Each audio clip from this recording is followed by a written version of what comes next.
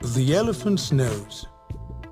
Long ago, elephants did not have long noses, and crocodiles lived only in water. All the animals lived happily. But something terrible happened. It did not rain for many days. Water began to dry up in lakes and rivers. All the animals of the jungle were thirsty.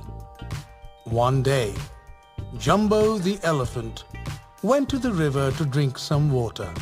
Just as he was about to drink, Coco the crocodile shouted, "Go away! Don't drink my water! This is my home! Go away!" Jumbo was surprised. He said, "Sorry, I did not know this river is yours." He went away. "I will come back when he is asleep," Jumbo said to himself. Skippy, the snake bird, was hiding behind the branches of a tree and listening. Oh, Coco refused to share. Let me teach him a lesson, she said. Skippy flew down from the branch and sat on Coco's nose. She tickled his nose with her feathers. Coco sneezed. Achoo! In the meantime, Coco was very angry. He sat on the riverbed for 2 days without moving.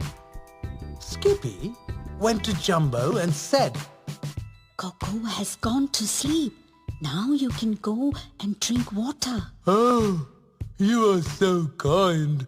I will go right now," Jumbo said. So Jumbo went down to the river to drink. Just then, Coco opened one eye. And who did he see? Jumbo! Coco came to him at once. "You are here again.